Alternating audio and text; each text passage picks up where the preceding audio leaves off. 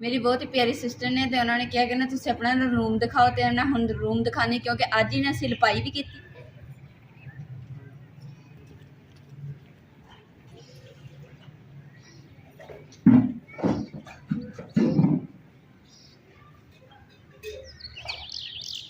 बिस्मिल्लाहिर्रहमानिर्रहीम अस्सलाम वालेकुम। उम्मीद करती मेरे भैन भरा ठीक होंगे। अल्हम्दुलिल्लाह असी भी ठीक है। अल्लाह पाक तुहानू खुश रखे आबाद रखे। अज का व्लॉग करते शुरू। हांडी जी मैं क्या चलो पोचा लगा देनी ताकि खुश्क हो जाएगी ना तो फिर हांडी जी मैं रख लूँगी छां ते क्योंकि अगर धुप्पे पई रहेगी ना फिर तिड़क जाएगी।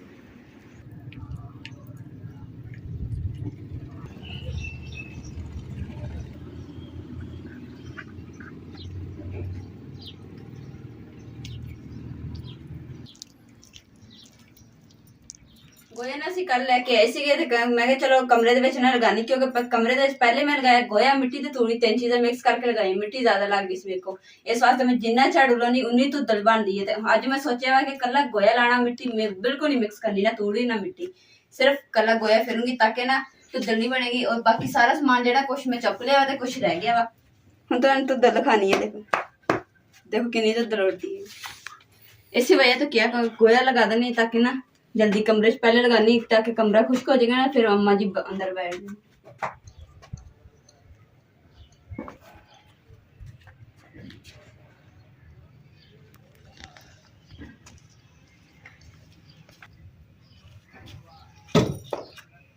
और देख मिट्टी मंजी तो फिर धुद्दल निकलती पई है कितनी मिट्टी नवी मंजियां खड़ियां की रोज सफाई करनी है फिर भी मिट्टी जी ना चारपाइयां बनी। इस जगह तो ना अम्मा जी की चारपाई होंगी है अम्मा जी कहते जो पक्खा चलता ना वो मेरे तो मिट्टी डिगती है। तो देखिया दीवार से कलर से असी पहले सारा समान तो चुकिया ही है। हूँ मैं क्या सुके बुरश ना पहले ना दूसरा जो कलर है वो ला देनी है ताकि फिर ना बाद पोचा लगाऊंगी ना तो फिर कलर नहीं डिगेगा। आज को कितना कलर डिग रहा है।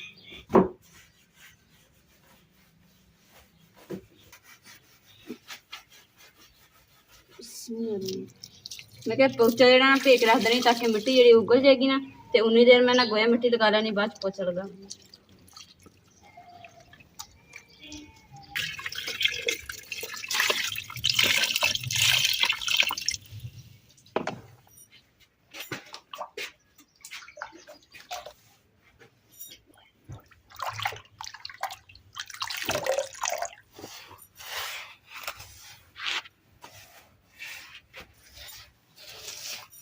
अलहमदुलिल्लाह जी इधर वाली दीवार से ना मैं पोचा लगा दिता तो माशाल्लाह सोहनी लगन दी। हुण इधर वाली जो मैं देखिया तो बुरियां लगन दी नुकरा खराब जी सी मैं जो पोचा ला देनी ताकि ना सोहनी सफाई भी आ जाएगी तो खूबसूरती भी लगेगी।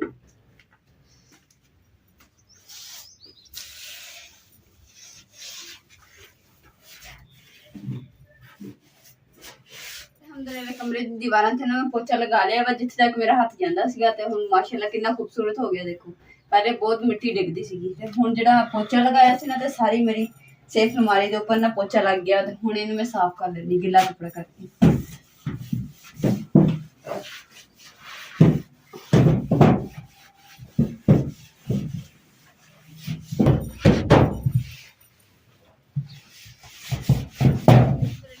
पोचा वगैरह लग गया पोचे का काम खत्म होया बाकी खलारा तुम देख रहे होंगे कि कितना ज्यादा पिया है। सिर्फ एक गोया लग जाएगा कमरे फिर सारा कुछ इन्ना तरतीब ना जुड़ेगा तो एडा सोहना लगेगा। फिलहाल तो ना खलारा ही तुहानू बड़ा नजर आ रहा है। हम सब तो पहले ना मैं गोया चक लेना। बिस्मिल्लाहिर्रहमानिर्रहीम।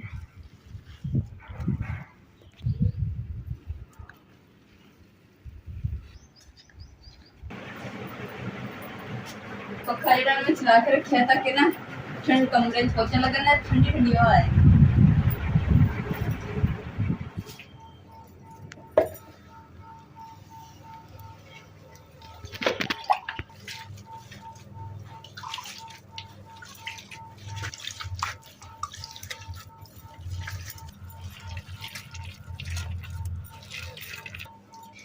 सेफ लमाई के नीचे जो ना गोया लगाना ना बड़ा मुश्किल है तो फिर भी ना मैं लगा के हटना क्योंकि इतने नीचे ज्यादा धुद्दल है क्योंकि पिछली बारी मैं लगाया नहीं सी आदमी मैं चल लगा देनी ताकि धुद्दल इतने भी खत्म हो।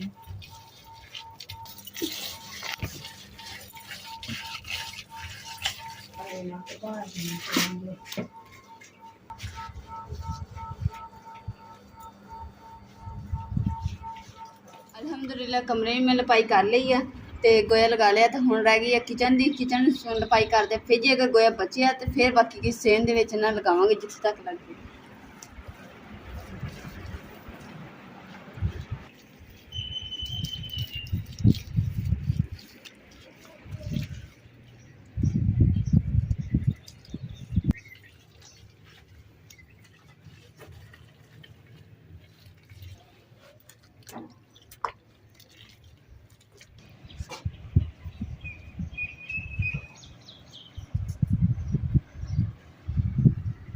अलहमदुलिल्लाह इन्ना सीन जो ना लिपिया गया वा तो गोया रह गया थोड़ा। मैं क्या चल एक ही बराबर जो सीन होना चाहिए लपाई वाला तो लपाई मैं बाद करूँगी क्योंकि समान हजे पिया बस कमरा ना खुश्क हो गई जगह तो हूँ मैं उत्थे झाड़ू ला के सफाई करके फिर हर सारा समान जो झाड़ झूड़ के ना अंदर रख लैनी फिर इसकी मैं लपाई करनी शुरू करूँगी।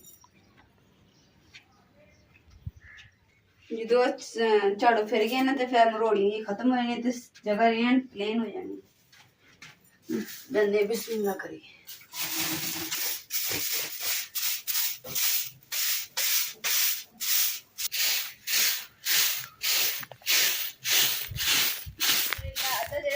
लपाई कर लिया वा तो सुबह नाश्ता किया उस तो बाद लपाई करनी शुरू कर दी है तो हुण सानू टाइम मिले तो सोच लो कि दोपहर की रोटी भी नहीं खाधी हैगी तो हुण हो गए शाम की रोटी का टाइम तो हुण हथ मूँह धोने क्योंकि सारी सफाई वगैरह भी कर दी। इधर लपाई हो गई है इधर साथ झाड़ू लग गया वा हाथ से तुम दे रहे होंगे लिबड़ी हुई हैं तो हुण हाथ मूँह धोनी है फिर मैं ना कुछ खाण पीन का इंतजाम कर दी है। बाकी माशाअल्लाह दिल तो खुश हो गया कि मेरी मेहनत जी की है ना तो साफ सफाई है ना तो दिल खुश हो गया। माशाअल्लाह साडा किचन भी ना कितना सोहना लगन दिया। मैं किचन की भी लपाई की है चूल्हा जो ये भी खुश्क हो गया वा अज मैं अपने नवे चूल्हे के उत्ते रोटी बना के मजे नाल खाऊंगी। अज तो मैंने बड़ी खुशी है और मैं जल्दी दे नाल इसे खुशी दे विच ना हाथ मूँह धोनी है तो फटाफट आटा गुन के रोटी बनानी।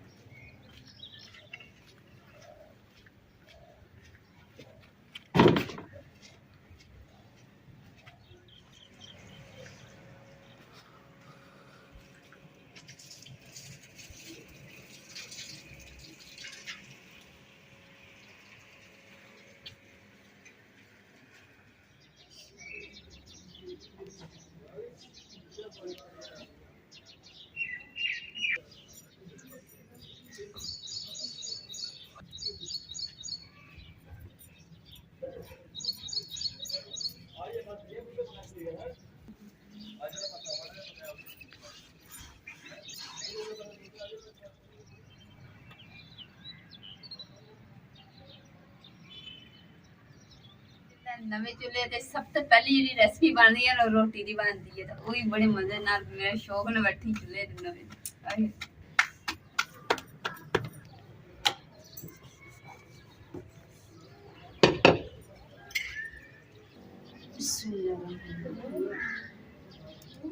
अम्मा जी ने चूल्हा जो बनाया ना चूल्हे के ना 5-6 लकड़ा जी टुकड़े पै जाते जी भी चीज़ बनती माशाअल्लाह अच्छी बनती है। बना थे मैं पहली बारी रही है तो उस तो इलावा जो सीमट का चूल्हा ना बाजारी जो पैंदे 2 लकड़ के टुकड़े पैंदे तो उस इस्तेमाल करीदा तो जोड़ा ये ना पर यदा अपना ही मजा जो खाना बनाने मैं इन्ने दस नहीं सकती मेरे को फाद नहीं है कि मैं किन्नी खुश हाँ तो मैं बैठ के रोटी बना रही हूँ पर मेरे को ना आग नहीं बलन दी।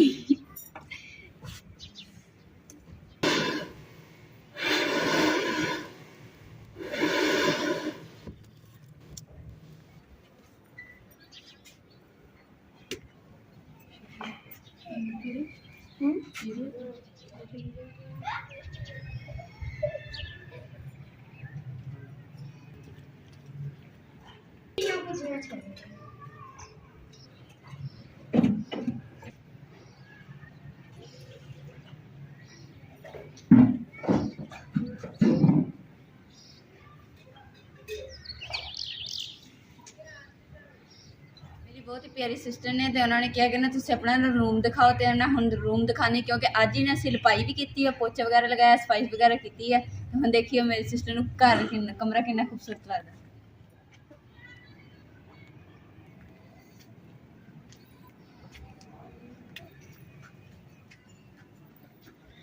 माशाल्लाह जी आ मेरा छोटा जहा कमरा तो देखो तुम कि लग रहा लपाई हुई है माशाल्लाह हूँ तो ज्यादा खूबसूरत हो गया। उस तो अलावा इतने कलर ही असी पोचा वगैरह लगाया वा तो इस वास्ते भी बाकी साइड तो नहीं लगाया है क्योंकि उधर से ते कलर नहीं सीगा इस वास्ते। ते बाकी है हर चीज बिछाई है। तकिए जेडे वो बाहर कर दिते वरना ये भी इत्थे नजर आने सी तुहानू।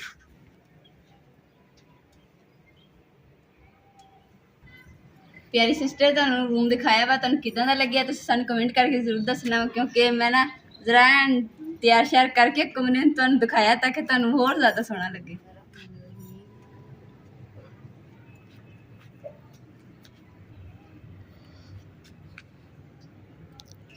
अल्हम्दुलिल्लाह रोटी मैं बना ली है।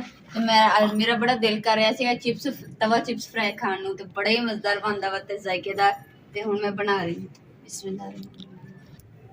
अम्मा जी नू भी मैं दस्सिया ना, ते अम्मा जी कह रहे कि चलो ठीक है, इहदे नाल ही अज आपां ना रोटी खावांगे। ते मैं इस वास्ते ना ज्यादा बनाए आ, ते कुछ मैं बना के रख ले सीगे पहले, ते कुछ बना रही हूं।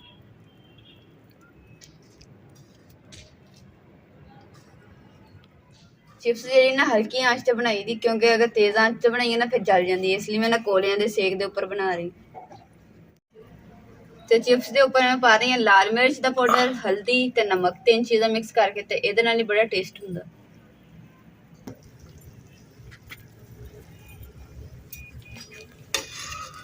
अल्हम्दुलिल्लाह चिप्स भी साड़ी तैयार हो गई। हुण इन्हूं उतार लैंदे। जो समझो कि आलू गल गए उदों ला लैने, ज्यादा नहीं मैं कीते ब्राउन। जेड़ा चिप्स दा जेड़ा थोड़े आयल बचिया सी ना, ते विच मसाला जिहा लगा होया वा तवे नाल, ते मैं कहा चलो रोटी भी जेड़ी ना चिप्स तरह फ्राई कर लैंदी। बिस्मिल्लाह रहमान रहीम। अम्मा जी जल्दी ना हाथ मुंह धो के आ जाओ, खाना तैयार है।